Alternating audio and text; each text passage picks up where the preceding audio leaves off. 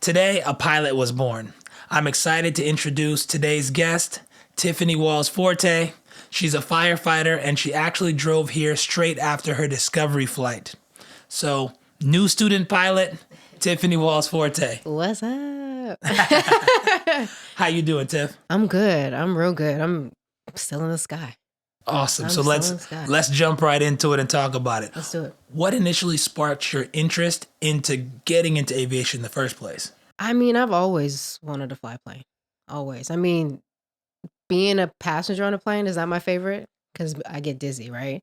So if I'm driving a car, I'm not as dizzy as I am if I'm riding a car. So I was like, well, if I want to be in a plane, I want to be in the sky, I got to fly a plane.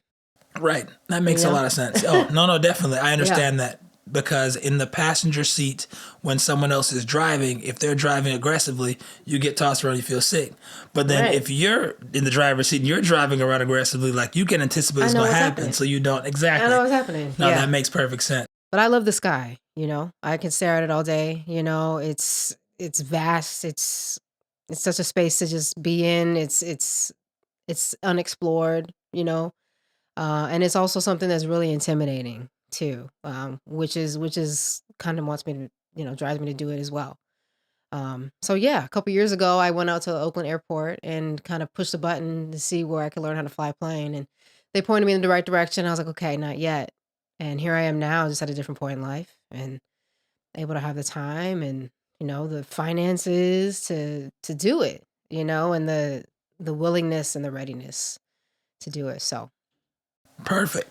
Well, that's super yeah. exciting. So you did your discovery flight today. You just kind of got back from that right now. Walk us through the discovery flight. What were your first impressions when you arrived at the airport? First impressions, people were nice. It was quiet. It wasn't there weren't many people there. It's just so big. David, the guy that took me on the tour, real nice guy. It was nice to see him. It was nice to see him. And he just took me right into it. It was like I knew him a little bit.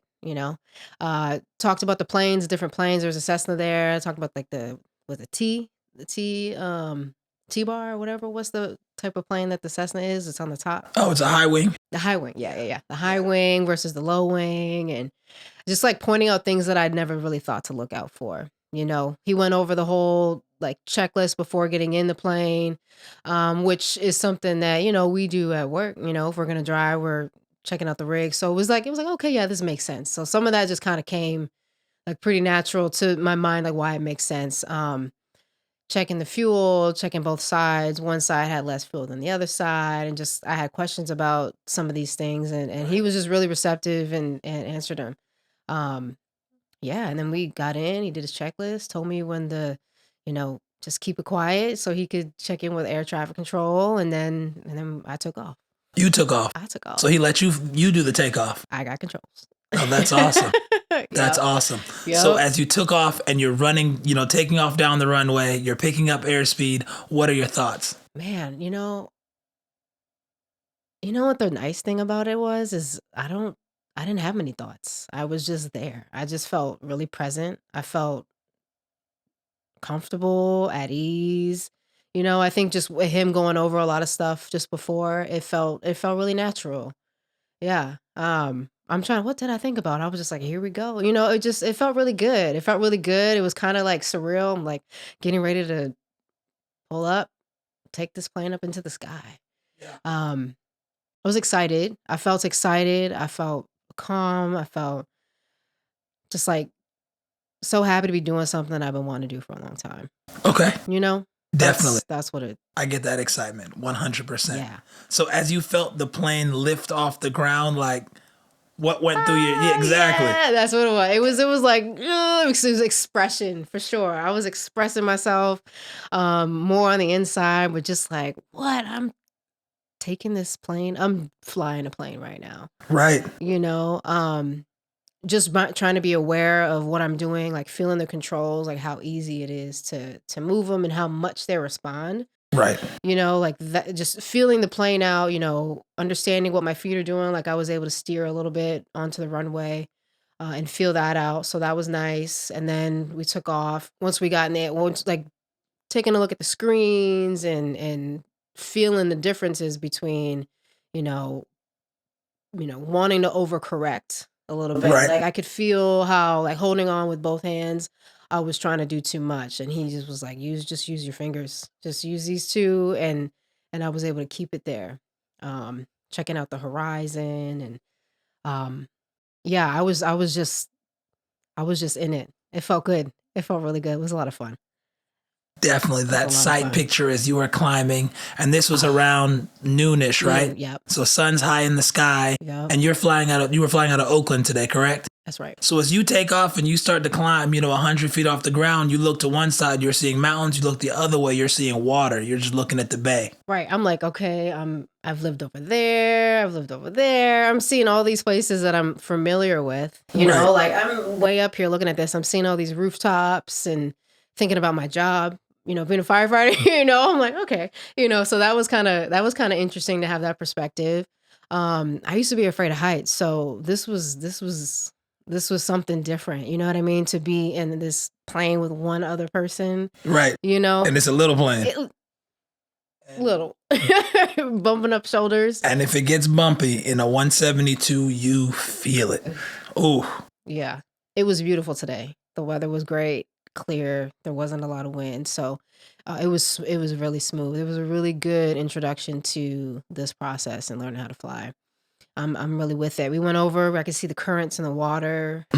Just this perspective that you just don't get right. Exactly. anywhere else. 100%. I talk about that all the time. Yeah. The unique vantage point of flying in a small airplane at only a few thousand feet versus, jets, you're at 30,000 feet. You look down and can't make out a building, the ground, a city. It's all the same. Right. But at these lower altitudes, 1,000, 3,000 feet, you're trying to probably be under the Bravo, which at that point, I think the shelf is about 4,000 feet. And then as you probably did a bay tour, I take it. Mm-hmm.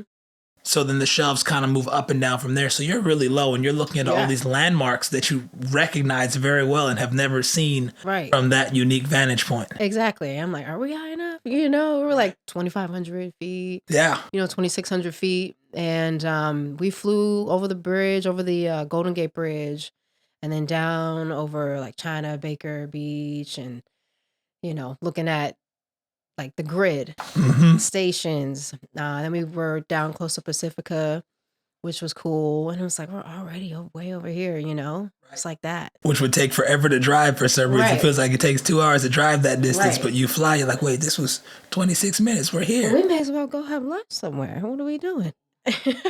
That's my favorite activity. I fly to lunch all the time. So now that, you're getting into this, we're going to go have some fun and we'll fly again together soon for real. Let's do it. It'll be a blast. That's dope. Let's do it. As you took over the controls and you're flying over these landmarks and things that you recognize, like, did anything surprise you? How fast you can pitch down.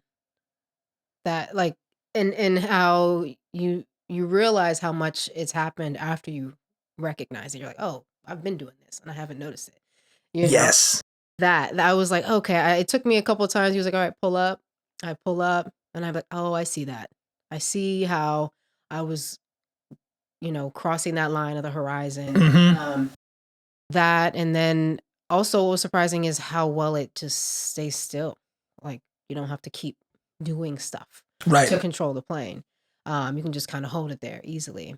That means the airplane was well trimmed. So the more you dive into it, you'll kind of be doing the trimming yourself. There's a little trim wheel on the Cessna kind of near your right knee underneath the throttle quadrant, and you use that to kind of remove that back pressure from your fingertips, so that way the plane isn't pitching down.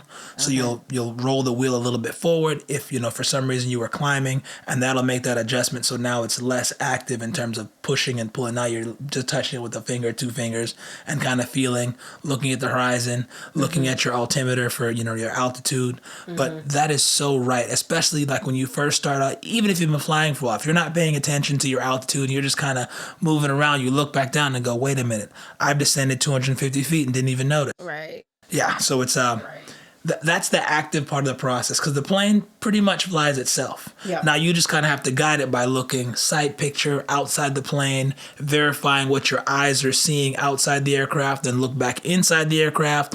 What's my altitude look like? Are my wings level like I think they are? You're checking your RPMs and things of that nature. So it's like a constant scanning, but it's not like a frantic stress. Things sound good, things look good. You're just like, okay, boom, enjoying the Yeah. views. Let me check back in and see what's going on here. All right, what I'm seeing there matches what I'm seeing here.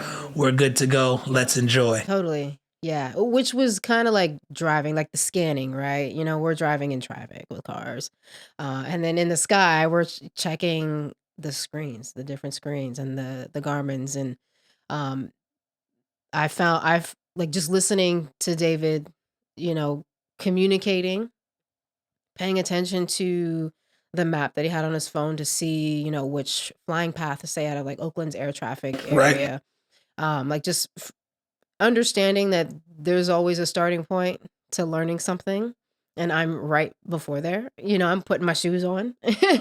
You know what I mean? So I'm like I'm not getting ahead of myself, like just trying to, oh, I don't get it. It's a lie. It's a lie. But I'm right here and he's got it. So it was really great to just have somebody who was really good with the communication, and I was able to pick up a little bit on the communication and kind of understand what was happening. Right. But also I was like, what? Yeah, no, there are a lot of moving pieces, right? Because that's a very dynamic and challenging airspace. You've got Oakland right there, which is a Charlie, which when you look at the aeronautical maps, you'll see a bunch of red lines or magenta lines, and that's a Charlie airspace. Then just outside of that, you have Hayward's Airport, which is a little Delta, which will be little dash lines on the map. And then above all of that is San Francisco's Bravo airspace. Bravo airspace is the busiest airspace, busiest airports in the country, and that will be in a solid blue line, and it'll have lots of different like shelves. So the floors will be anywhere from surface, meaning the ground or the water, up to 10,000 feet, and then it Okay. can change to 1,500, 3,000, 4,000, and it's just kind of up and down. So you really have to know where you are and what airspace you're under, because you have to get a clearance to enter a Bravo or a Charlie. And that's, because of how busy they are and safe. So if you break into one or, bust a Bravo or a Charlie, you're going to get a phone number to call and you're probably going to get in a little trouble. Mm-hmm. So those are just kind of some of the dynamic things. And then they're telling you, look out for traffic. They're at your, your 2 o'clock, 3 miles. You'll crash into a plane likely before you see it, truly. Because What? they'll tell you there's a plane, 400 feet below you, a mile out, and you're looking for it. If the sun does or the light doesn't hit it at the right angle and it doesn't hit a little glare, you won't see it. Like your little Cessna shortly after takeoff looked like a bird in the sky rather than like a big plane, how big it is, Right.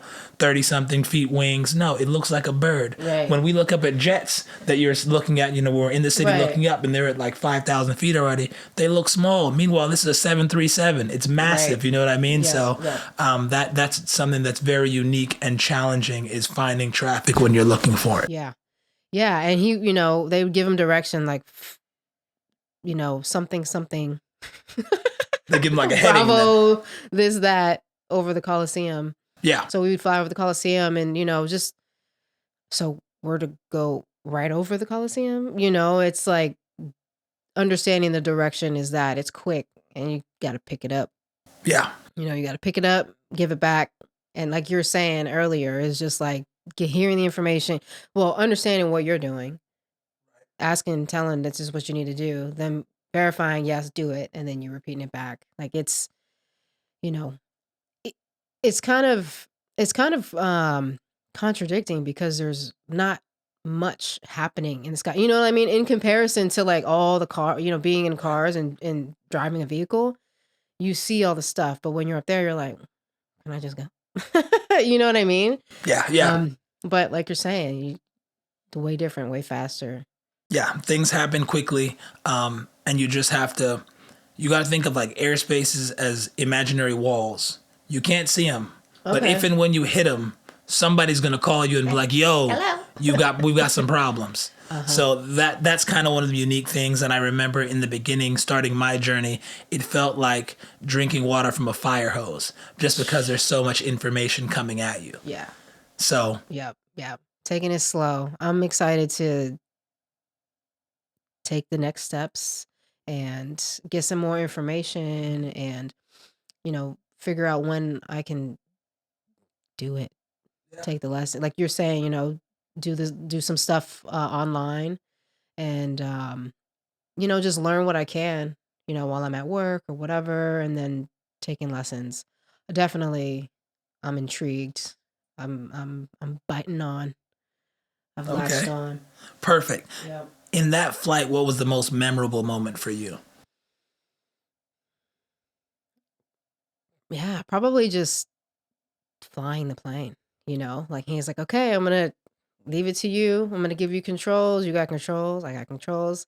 And then he's like, all right, let's fly straight over here. He told me like how to fly, like at what pitch. Hmm. Um, and just turning the plane and feeling like with my feet, just feeling all of that. And I'm just asking questions like, okay, with my feet or with my arms, Right, right, right. and yeah, that was cool because I could feel that, I could close my eyes and I can feel that. Like seeing it from above is really great.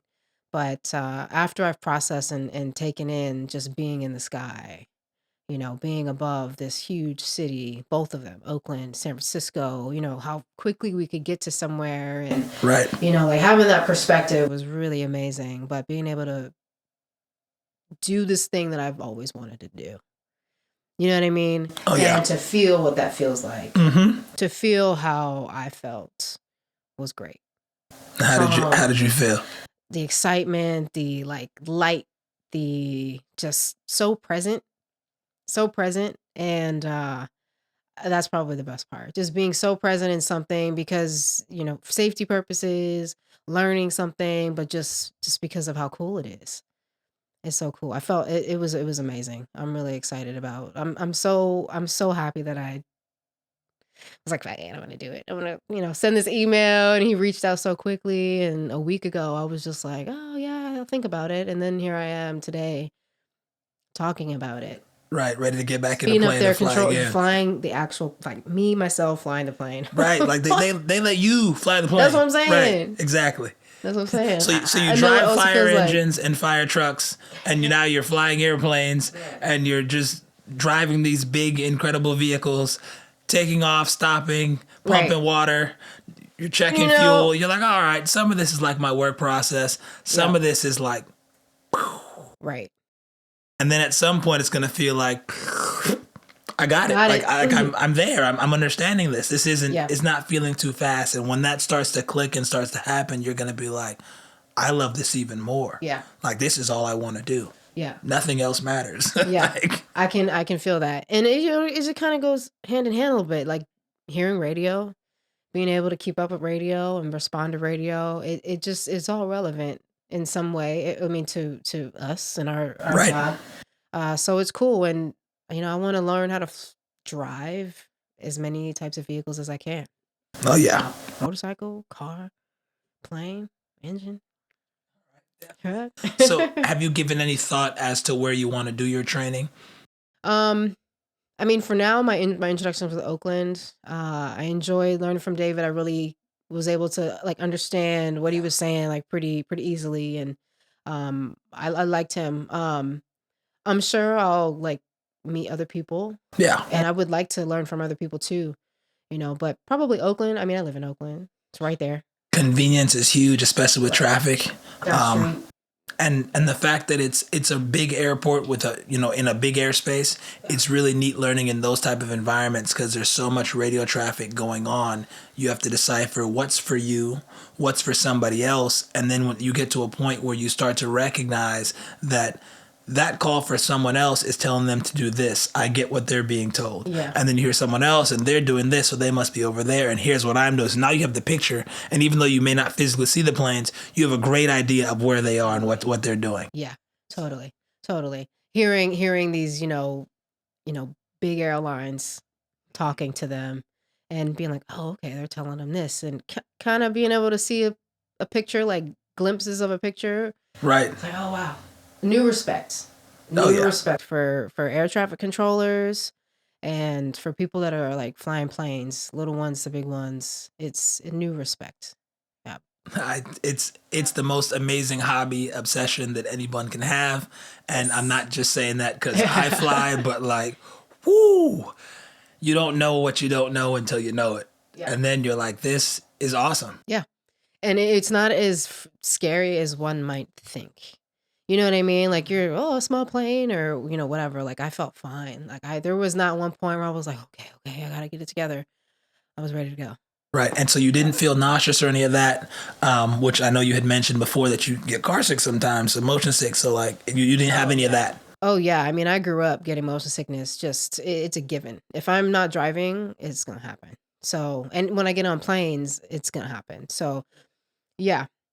Um, and I didn't take any Dramamine or any motion sickness medicine. So I was like, oh, we'll see. Like we'll actually see what it feels like. So I'm glad, I'm glad that I got to feel that and know that I can go into it and not feel physically uncomfortable. You Right. know what I mean? So Yes. that's it's great. If you get motion sickness when you're flying a plane or learning how to fly, it's a little bit different. A little different. At least for me.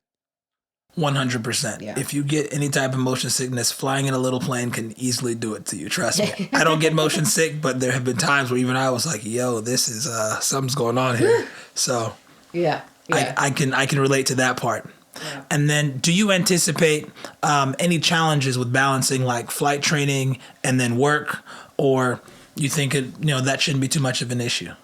Um, I'm sure it will challenge the timing, and the time that I would like to spend. Um, and the other things that I would like to maintain and do in my life, but I don't think so. I think giving myself time to be ready to do something and um springing on it when the opportunity comes, that opportunity meaning I'm ready to do it, and other things are lining up. It helps to go into something and not be stressed, not be anxious, not be, all over the place about it. Right. I'm easy going into it. My experience is with this one day is easy going. It felt good, and I can't forget that feeling. So my foundation for right now has been great, and a lot of that has to do with my mindset and my readiness to do it. So I'm just gonna take it slow. I'm gonna take it as it comes and do as much as I can, with work and Right. doing the online stuff and uh learn outside of what the instructor is giving me and just see how my interest continues to carry me. Um, and I'm not stressed because I'm not trying to find a career, and for people who I can imagine, for people who are trying to have a career and like get through this process, that could be a way different experience. Oh man, it's extremely daunting and expensive Yeah. when you want to do it as a career because those folks Yeah. to get like a really big job, you need like 1,500 hours, which is a lot. And to get there, you're gonna need a bunch of certifications and training. So you're probably gonna spend somewhere in the $60,000 range to $90,000 range to get to the point where you're ready to get a job with the airlines or to be flying bigger jets. Whereas, when you're doing it from a recreational standpoint, you kind of do it at your own time. Most people who are in our age range that are picking this up at this time as a hobby have a stable job that allows them to support the hobby, feed the hobby, throw money down the pipe. Because, oh man, it you don't realize how poor you are until you start flying airplanes. You're like, I was doing well, all my bills are paid, I'm living comfortably, and then you start thinking about flying. You're like, all right, 2 hours of flight plus one. I'm broke. Right. Right. But I think your work schedule is also going to facilitate flying because if you're not working a bunch of overtime, you're working somewhere 9 to 10 days a month. And that'll give you more time, even if you're not spending it all flying, it'll give you time to spend studying, to spend relaxing, to debrief, to go over your most recent flights, high points, low points, points of learning, going over maneuvers, and then you'll learn more and more like the value and process of chair flying. Just kind of sitting down, imagining you're, in the cockpit, you've got the yoke in your hand, the throttle, and you're going through the steps and your checklist. And my sight picture looks like this. I'm at this point, time to round out, slowly pulling back to bring the landing in nice and smooth so you don't. Which, trust me, every student pilot's done it even if you have a pilot ship, I'm sure every once in a while you come in and you bounce. Okay, good. That's good to know. Not fun. It doesn't feel good, but that's a part of the game. That's not the bounce we want to do. Nah, not at all. Nothing at all like that. So as you move forward in this process, and you're thinking about getting going. What excites you the most about it? Yeah, I think just like allowing myself to take the time to learn it, to not get overwhelmed with it. And hearing you say those things is helpful to not get so overwhelmed with it and just know this is the process. The process is these things will happen and you just have to go back up, try it again. Yeah, it's a constant state of like new challenges and new struggles when you first start flying, right? Like for most people, almost everybody in the beginning, it's the radios. You might struggle with the radios or stumble on your words or what did they say? I didn't quite get that. How am I supposed to repeat this message? Because sometimes they give you things they don't need you to repeat back. Like when they give you the weather or caution wake turbulence, those type of things are just for you to know and to be apprised to, but it's not really something that they need you to repeat back. Hmm. So when you kind of start filtering, oh, this is information for my own knowledge and well being, but here are the things that I need to say back to them. Yeah. That's one step. Then taxiing and moving around on the ground and, understanding how to maintain the center line. I'm not sure if you had the full controls when you took off, but I'm sure he mentioned at least to you the process. When you start takeoff and you go full throttle, the plane wants to pull to the left. So you need to push the right rudder to help it maintain the center line. So the more like you do that and understanding how to maintain center line. Then when you take off, you also have to do it because the plane's still going to want to pull more when you're at full power. And as you kind of, dial that back as you're cruising, a little bit of that pressure goes away. So it's just like a constant, learning. And every time you learn something new, it builds on what you learned before. So you can't really skip steps. You know what I mean? Like, oh, I'm not good at this, but I'm just going to move on because the next step will kind of build on the previous step. And then, like, you're just setting yourself up for a bigger tumble rather Mm, than struggle with what you're struggling with now, work on learning really it, get it. and Yeah. then kind of get over it and you'll move on to the next step. Heard. Because landings for probably most people is the hardest thing without question, and it's the most important thing. It's Mm. not how many takeoffs you have, it's about how many landings you have, okay? Right?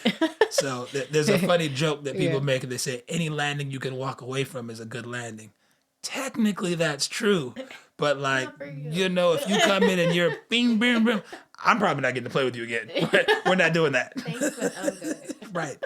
Exactly. Yeah. Yeah. And the funny thing is now that, Tatum, my wife, has been flying with me a bunch when she flies commercial, she's over here judging these big professional pilots on their landings. And she'll text Yeah. me like, that was a rough one, babe. Like he must have been landing on those aircraft carriers Force it. where they got to come in and slam it down because, you only have this length of space. Yeah. So it's definitely interesting and gonna broaden your horizon, give you some very unique experiences, your friends and family some unique experiences. You're gonna be blowing people's mind. They're gonna go up like, "This is the coolest thing I've ever done." You're gonna go, "Me too." Right? Yeah. Exactly. Yeah.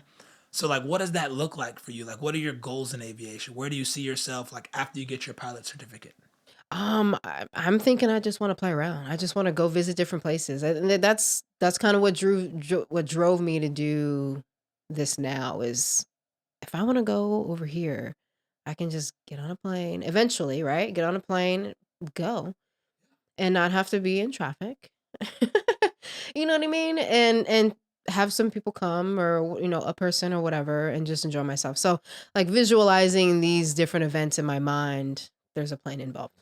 Right. Exactly. And I Yes. want to learn how to fly them. And I was, you talk about family, you know, I get off the plane, I take a picture with David, take some pictures.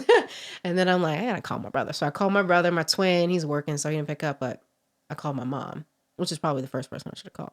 But I called my mom, Twin relationship, little, You know what I twin mean? relationship. Y'all are A1 since day one. That's my sugar plum, right?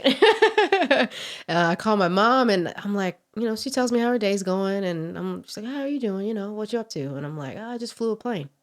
Huh? She like she did not hear what I said for the first 4 times I said it. I was Right. like, Mom, like what's a plane? She didn't understand I was talking about I was like an aeroplane that you sit on, you go when you travel, you get on a plane. What? You flew a plane. So kind of that was cool. You know what I mean? Oh Like yeah. like my mom just being like, "What? This is not something that anybody I knew growing up Right. was trying to do. No one was gonna fly a plane. Same. No one was trying to get on a plane and travel, you know, to say Yeah. the least. And here I am, like, I want to do this thing. I'm gonna try it and see if I like it.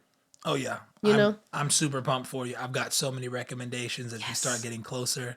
When you start doing your cross countries and you'll be flying by yourself, but although you'll be flying by yourself, you'll still have the freedom to go kind of wherever you want and kind of chart it with your instructor first and go. There are places to fly for diners for lunch. There's another one of our coworkers that is in the process right now, Cam Anderson. Oh, cool. He's down at the airport. He's one of my classmates.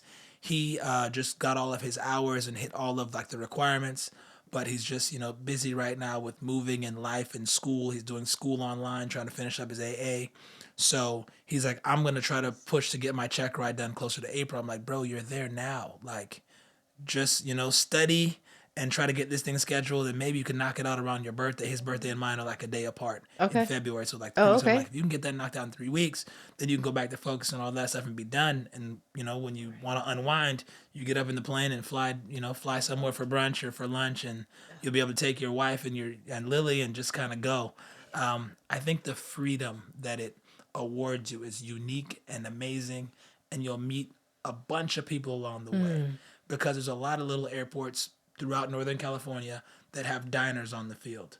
And chances are, I would at least say maybe like 7 out of 10 people, when you land at one of those airports and you go to eat, the people are going to be pilots. Obviously, some of the small towns have people that drive there because the food is good and come in for lunch, but mostly pilots. And Okay. they'll have conversations. Where are you from? Where else do you like to go? You'll get recommendations for other places to fly. Heck yeah. I'm a member of a Bay Area pilots group on Facebook and got tons of recommendations on food and places to go and things to look out for, what to avoid, thoughts. And I'm scheduling monthly fly-ins with that group now for brunch at different places so a bunch of folks can meet up and just mentor one another, share stories and experiences, check out different aircrafts, and Heck just yeah. talk about different airports that we're enjoying. Speaking of different airports, have you ever thought of like any destinations that would be really interesting for you to fly to? Like we'd be like, oh, I'd love to see what it's like flying in here. It would be cool, we were flying over the bay and I was like, what's that little rock over there? And he was like, it's Hawaii. No. That's It too funny. wasn't. It was No. not Hawaii. But like, wow. Oh yeah.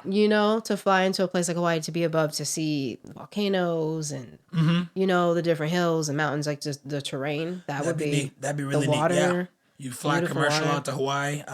Depending, you can go up with an instructor, from one of the flight schools there. There's a few on each island and be able to fly around. That'd be pretty unique. Yeah.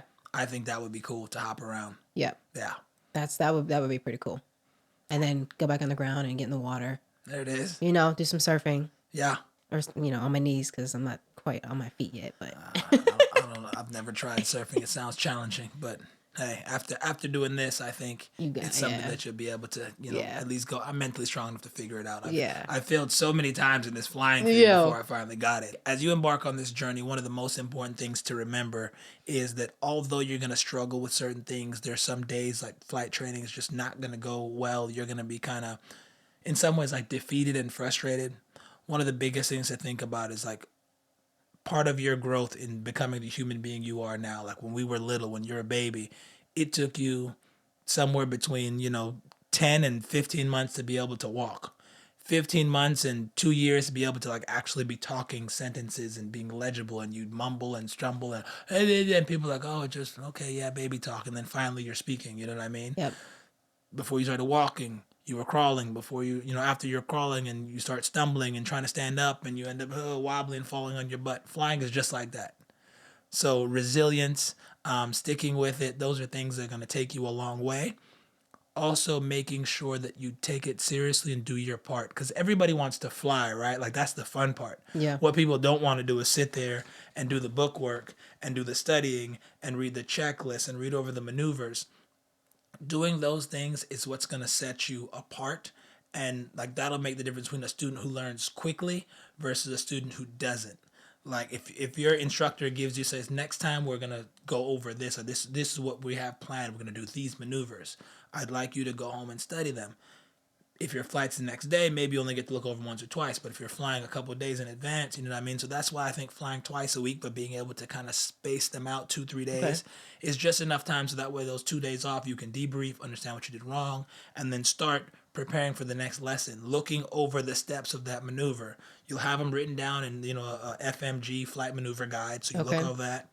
Then we have this wonderful thing called YouTube where you can find how to do anything. So watch some YouTube videos. Yeah. I have tons of recommendations for channels that I follow for stuff, and Mm-hmm. then reading your FMG, chair flying, closing your eyes. Okay, here's what I'm gonna do. RPM setting this, slow down, flaps, da da da. Yeah. And then when you finally get the opportunity to do it, your instructor is going to one be like, wow, you paid attention, you did your part in the studying, the flying part came easily, you weren't behind, I told you to study it, and instead of me spending the whole 2 hours telling you each step to do, you're doing it, and if you made a mistake, I helped you correct it. So you were like learning rather than just sitting in the airplane burning money.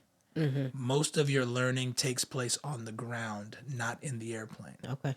So if you keep that in mind, the learning curve will be a lot Okay. smaller.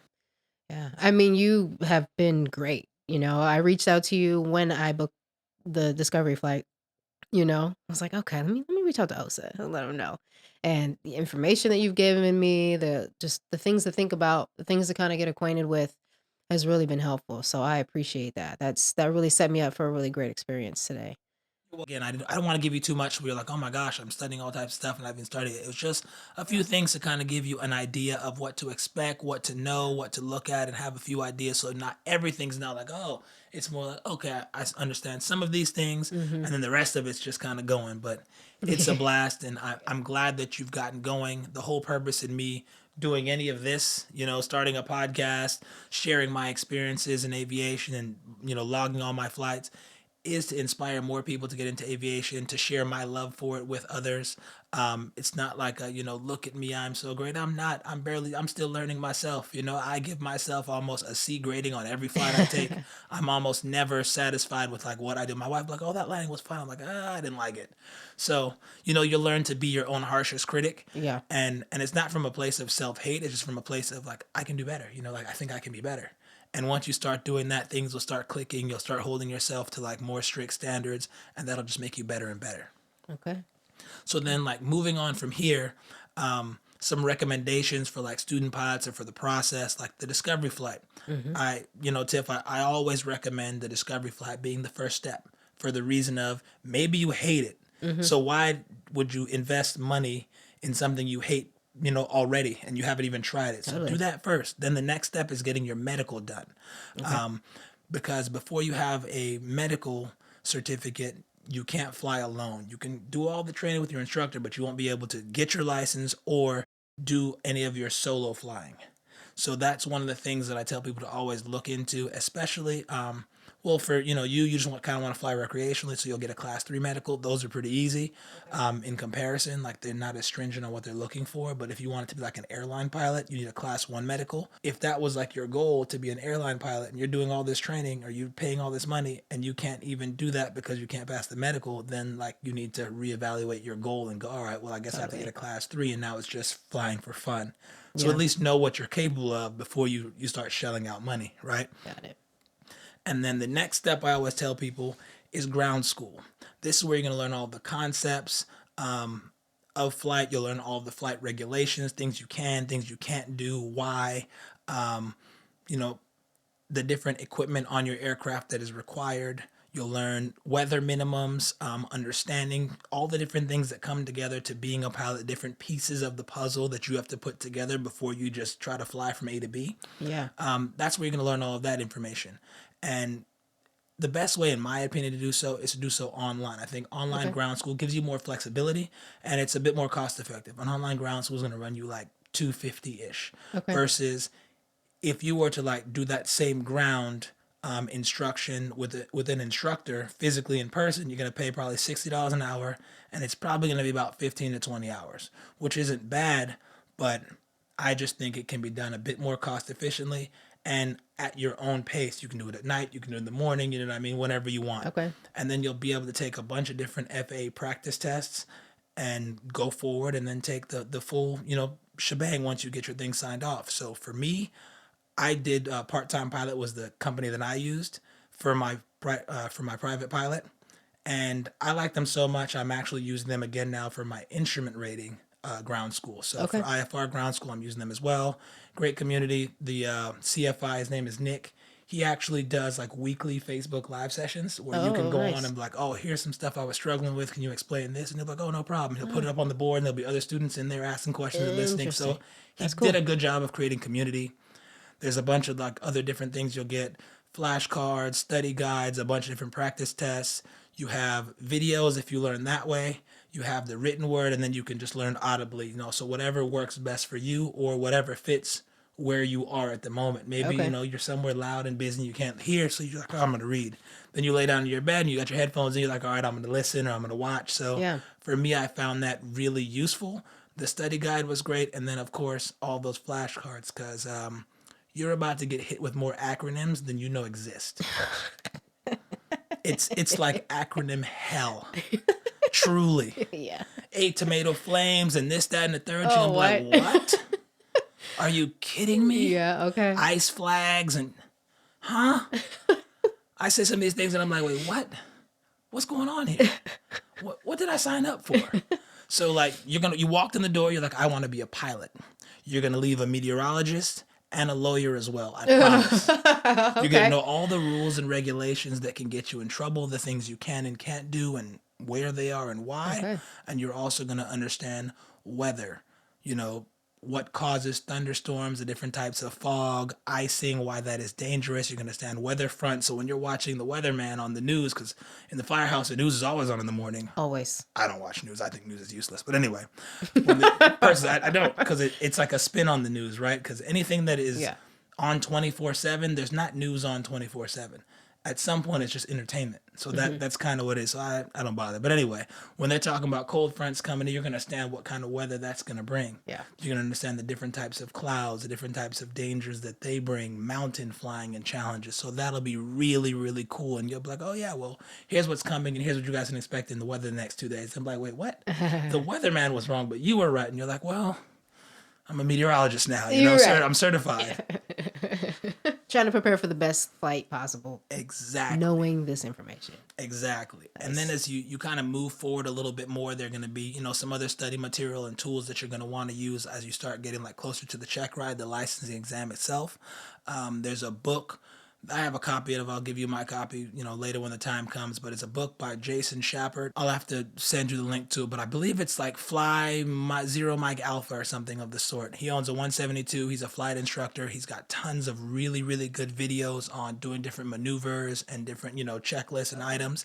But then his book is like a pretty comprehensive guide on walking you through what the check ride is like, your documents, the concepts, the types of questions that they ask, and things to be ready for. And it also has an audiobook. I think I listened to it like, I kid you not, about 100 times. Like if I was in the car, it was playing. It's on repeat. As I'm falling asleep, I'm listening to it. And then when my check ride came, like one of those Downloading. same questions like asked, and I kid you not, I heard his voice in my ear and I just like regurgitated like what I was hearing. Like, okay, yes, I've heard this before.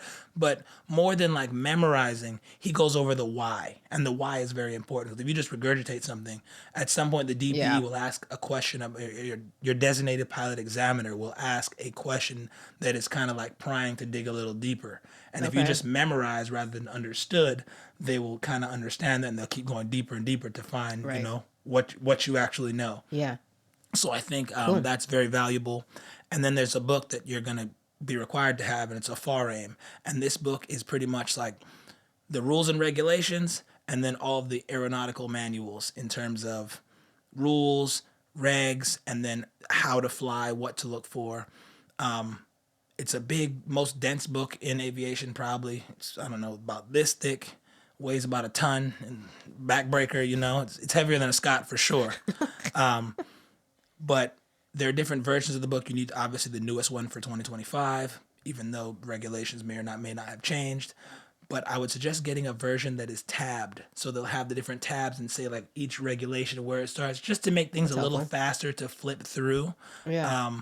Because it's such a dense book, and I found that way faster. Because once your check ride comes about, or you're doing your pre-checks with your instructor, and they ask you a question, if you don't know it, you're not expected to know everything. Yeah. But if you know where to find something, you can easily find it and then find the information you need. That's very useful.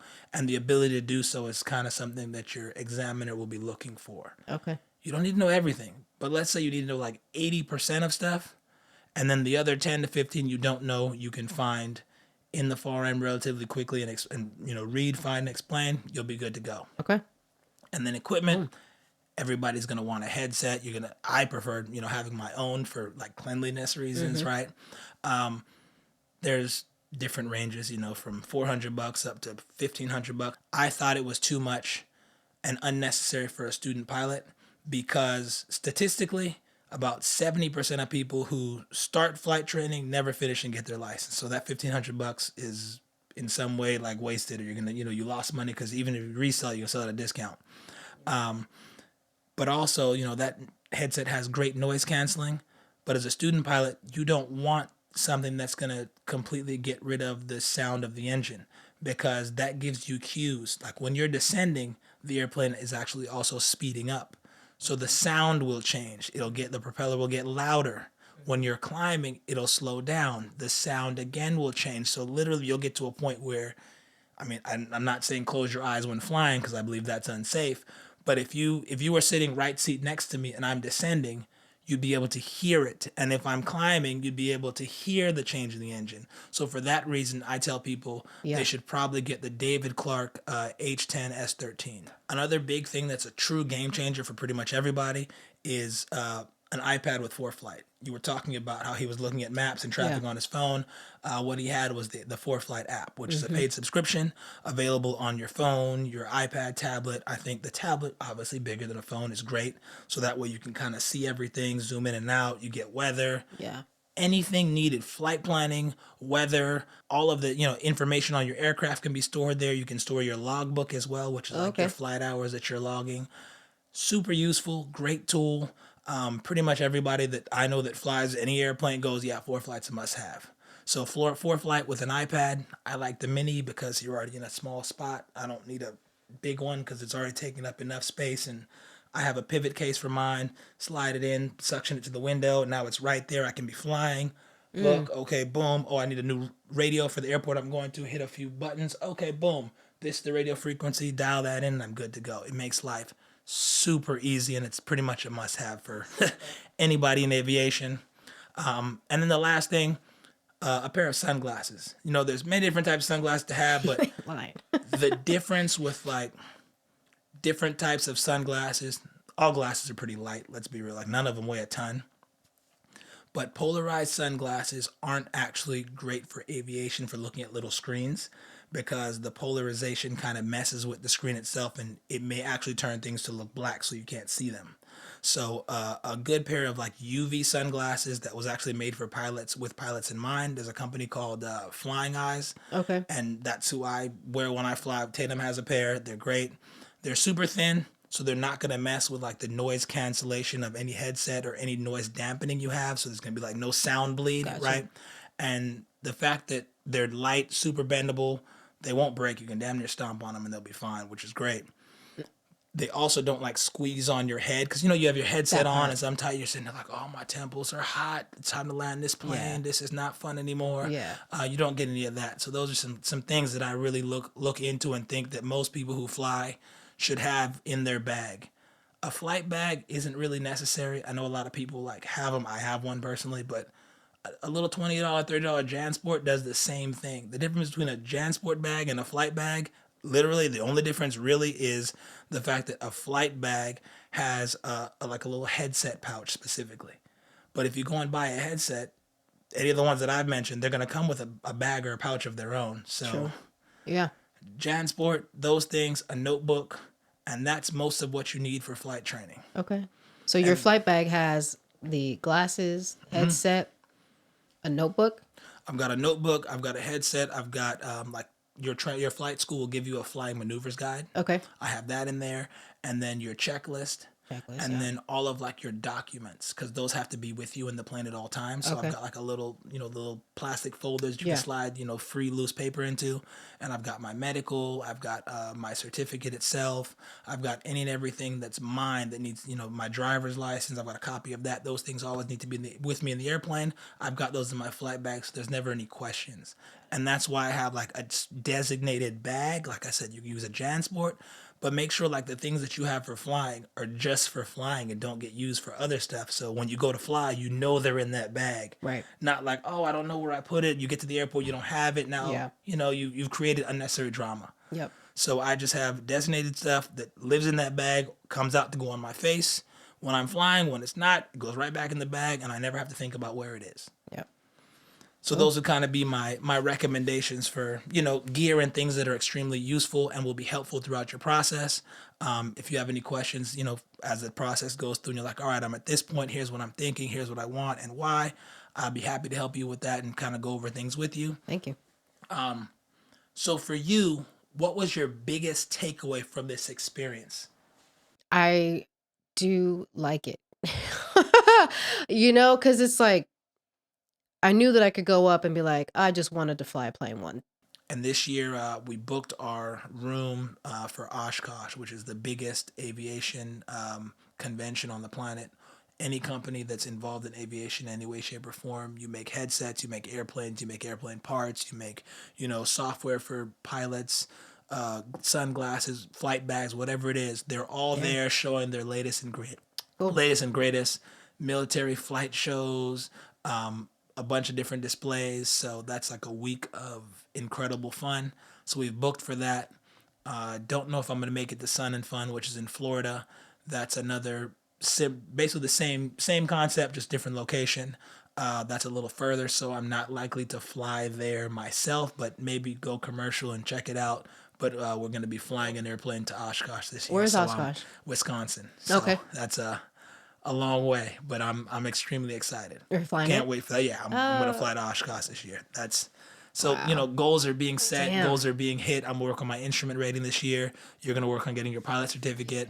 Depending on what type of like time you have and what you progress or what you flourish in or struggle with, a realistic time frame for most people who have like the time is about 4 to 6 months. It's doable. Okay. If you're doing your part in studying and you're focusing on that, because it's not like aviation is a hobby, but getting your pilot certificate isn't a hobby. Getting your pilot certificate is something where it's like you kind of have to live and breathe it for a little while to really, grasp it and not take steps backwards. Like, if you take like a month off during your training, you're going to take like 3 or 4 steps back that you're going to pay money to have to relearn and fly. So yeah, once you're able to kind of do it consistently 2-3 times a week for a handful of months, I'm sure it'll be a Okay. breeze and you'll pick it up. Plus, like I said, you and I have similar schedules where I'm sure we'll be off on similar days.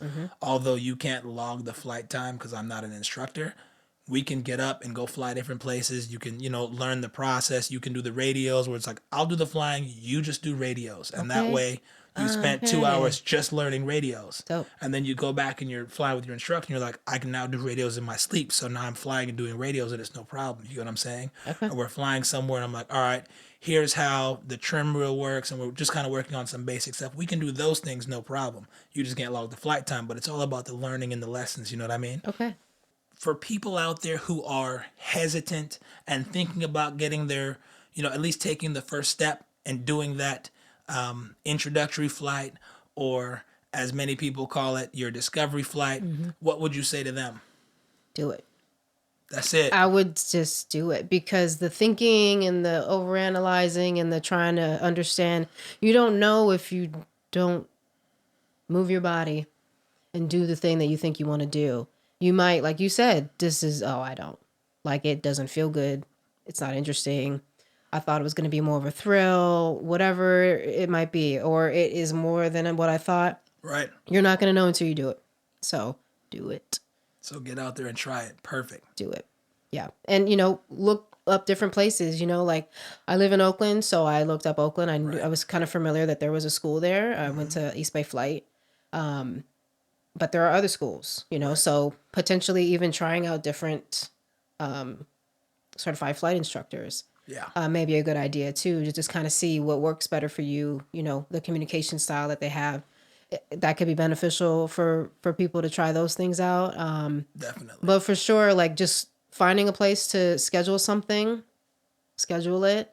You have to pay for it.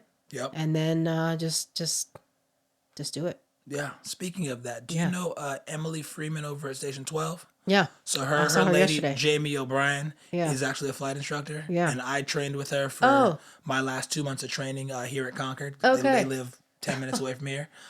So she actually helped me finish and get Nice. my flight certificate. She's great. Nice. She was somebody awesome to fly with. Great feedback, great debriefs, and just really helpful. She'll let you struggle with something a little bit, and then she'll go, okay, boom. Here's kind of what you should be doing, how it should be done, and here's what I would suggest. So let's practice this right now. Cool. She was great. Awesome. So, yeah, I saw Emily yesterday. I got a call on did the I. building alarm. Yep. Yeah. We had a box. I heard it. Yeah, it was nothing. Right before ours. Right, it was nothing. But yeah, Same. I saw her last night. I was detailed to 22. Double Deuce. That's right. Yep. So, dang, you know my schedule better than I do. I was like, who's on that call? Oh, so I'm going to see him tomorrow. This is crazy. Right. That's awesome. We know so much about everybody else. Apparently. You know what I don't do? I don't look at anything. I don't look at any rosters anywhere. Don't care who's gonna be there. If I get a detail, I don't bother looking. I'm just going. Just going. Yeah. It's gonna be a good day or a crappy day, one way or the other. Someone looks it up. Someone says your name. Oh yeah. Also, okay. That's what's up. How can we catch up or keep up with you throughout this journey? I'm not very present online, but I feel like this gives me a reason. This gives me some type of, something to. I mean, I am who I am.